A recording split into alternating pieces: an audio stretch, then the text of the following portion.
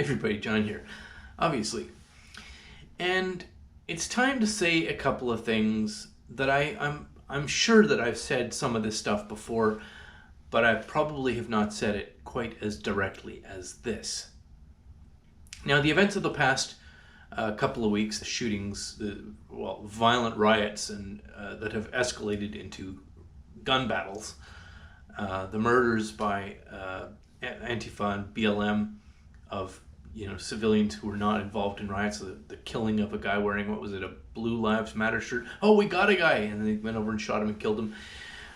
Kind of throw into the sunlight a couple of things that have been brewing for a while, that even if you could see them coming, you couldn't talk about them because people would say, yeah, you're being absurd, you're being ridiculous.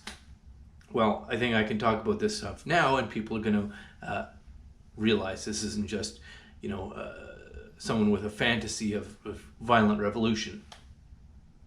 Let's go back to 2016. Hillary loses the election. Trump didn't win the election. Hillary lost the election. Like, it was hers to win, and she lost it. And the mainstream political commentary establishment, all the news media and Hollywood and academia and the mainstream left, more or less lost their mind. They went into a state of hysterics. We end up with, comedy names like Trump derangement syndrome, and we have Orange Man Bad, and we came up with calling the anti-Trumpers the never-Trumpers. We call them NPCs and all this stuff. And the mainstream political left really never psychologically recovered from that, I think because they believed that they would have some sort of eternal, permanent hold on the levers of political power in the United States. That was the dream. That was the idea. And along comes this crass, boorish,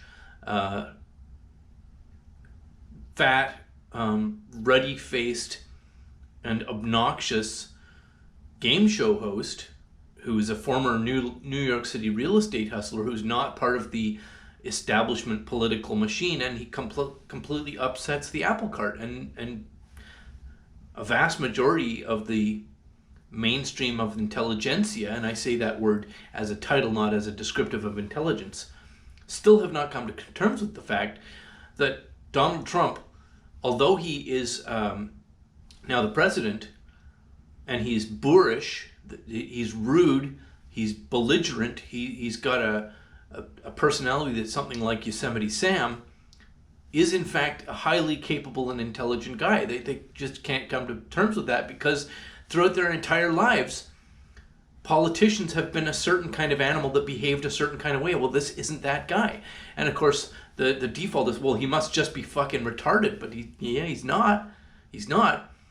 And although he's not exactly a good guy, he is the animal that will destroy the political establishment, and the political establishment needs to be destroyed. Like hope and change and all these slogans that came from the most established political animals. Hillary was a creature of the center establishment banking class, for God's sakes. And we have these, way back in prior to Trump winning, we had university campuses with young 20-whatever-year-old women on them, thinking that Hillary was this agent of change. How preposterous, how absurd. And of course they had this big temper tantrum, not my president and all that stuff. And that temper tantrum never really went away. We have a political class who haven't come to terms with reality. And now, of course, with the pressure of lockdown under COVID and the escalation of the rhetoric, fed and fueled by media. Remember, all this psychopathic violence, burning cities, murdering, killing people, the idea that a simple difference in political affiliation is of sufficient gravity and seriousness that it's appropriate to not just silence somebody, not just beat them in the street, not just burn their building or deny them access to the political platform, to actually murder them. That didn't happen naturally. That was fueled by the media. The media created this psychosis. This isn't people naturally turning psychotic. This is people who have been psychologically manipulated into a state of, honestly, violent psychosis. It's a hysteria, but it's one that involves guns. And now we have these gun battles, and this Kyle Rittenhouse, I think his name is, a 17-year-old, got in a running gun battle with several different armed aggressors and won. Now, he might have been a jackass to go there in the first place with a gun strapped to him. Maybe that was a bad decision. But if you know anything about this case and you pretend that he was some malevolent bad actor intending to go there to cause harm, well, then you are a ding-dong. That's simply not the story. That's simply not the reality. But of course now they're portraying him, the media is portraying him as a evil white supremacist murder enthusiast who went there with specific malice in his heart. And that's the story being fed. Well, that's the story calculated to take the level of violence and hatred and fire and, animosity and murderous rage, take that murderous rage and dial it higher, more violence. The media is fueling it. They want there to be more violence. So once we realize that, the violence is being fueled by rhetoric coming from the media. Now, sure, you got lots of bad actors. You got people of bad intentions. You got people with violent tendencies. A lot of the people in those riots are criminals and sex predators and rapists and so on. But you don't get the mass movement with those people at the front of the line without it being hyped up and dialed up by the media. So let's look at the election. I mean, at this point, it seems rather one-sided of who's going to win, of whether you believe in reality or not. And I don't actually want to, go rah, rah, rah Trump or rah, rah, rah Biden. Oh, and let's talk briefly about Biden. The absolute and total cynicism of picking a shambling zombie of a man as your presidential candidate. Does anybody raise your hand if you think the Democratic machine, the standing, let's call it the shadow government or the permanent government, what is the term? The deep state. I mean, the deep state has been debunked. That's a conspiracy theory. That's just a bunch of, alt-right, Nazi, white supremacist conspiracy theories that talking about some so-called deep state. Well, you have the mainstream Democratic Party picking a shambling half-corpse of a man who is no longer compos mentis. Does anybody think that was a heartfelt, this is who we want for our president? No! This is the most cynical thing you could ever possibly imagine. They picked an easily manipulatable husk of a damaged, failing intellect, of course. And they didn't do this cynical maneuver in the back room away from public eyes. They did it right in front of your damn face. And right in front of the face of every left-leaning, middle-of-the-America Democrat who did not, when that happened, rise up and say, oh, hell no, you don't. Because if you are on the Democrat side, if you're a lefty, and I hold no grudge against you, that is a legitimate political viewpoint, your party chose a zombie. Your party picked a zombie, and the mainstream, the vast majority of the Democratic public electorate, you the public, you didn't rise up and say, oh, fuck no, you don't. You just went along. Well, that's the party having that cynicism to pick a zombie, to pick a shambling mound of a human, a damaged person who's absolutely incompetent to be president. Well, it means he's not going to be president, even if he did get elected. He's a placeholder.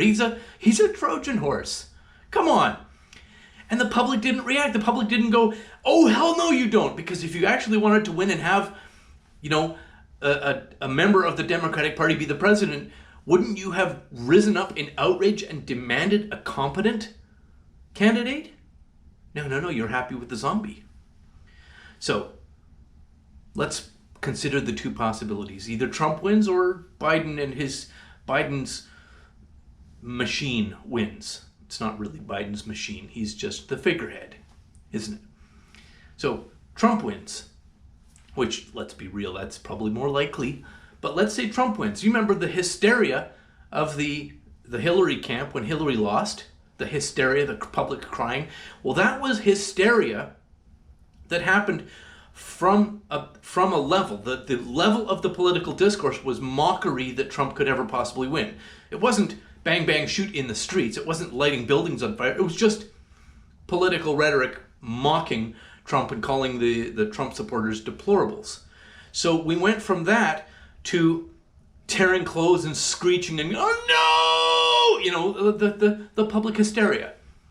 You're going to have another temper tantrum when Trump wins this time, except this time you're going to start from cities on fire and we think it's okay to shoot people based on a difference of political opinion.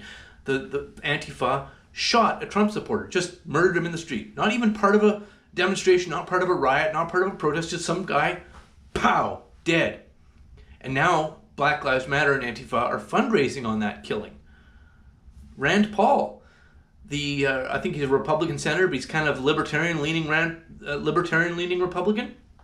He wrote a law to ban no-knock warrants, and then when he exited a political convention, he had people screaming and shouting at him to name the woman that his law banning no-knock warrants was against, like as if they didn't know that he was the guy in mainstream politics who was against no-knock warrants. So he's a white guy in a suit, let's just attack him. Well, that doesn't happen naturally. That happens when the media has hyped and tampered with the public psychology to a degree that this kind of hysterical psychosis is there. So Trump wins, we're going to have another temper tantrum, except this time, starting from the base level, the level that we're at is cities on fire and shooting.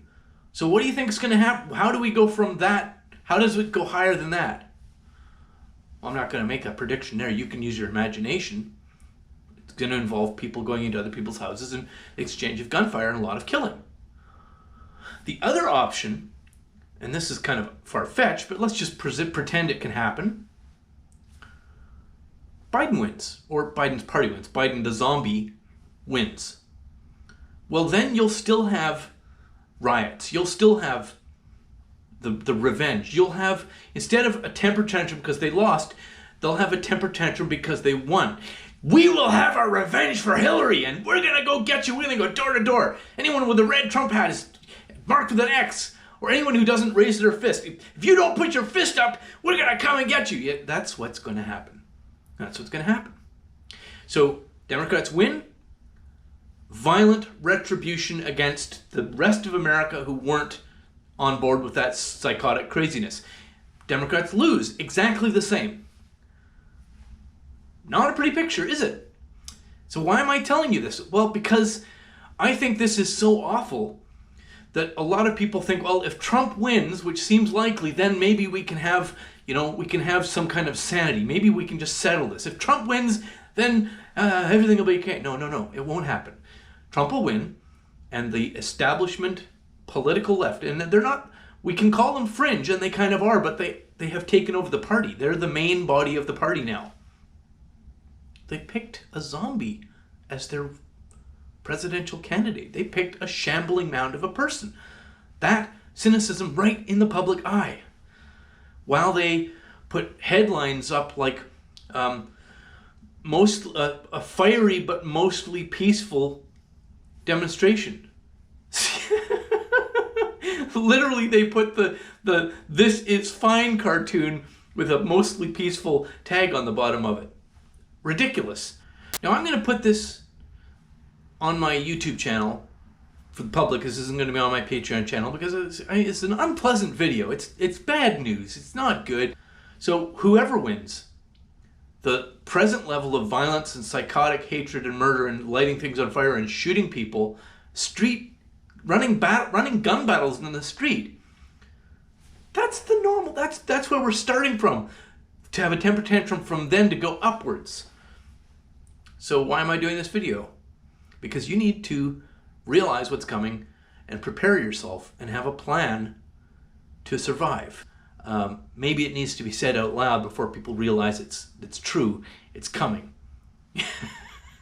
Also, by the way, thanks for the people who have subscribed to my Patreon. It's very much appreciated. Anyway, thanks very much for watching, and as always, have a lovely, lovely day.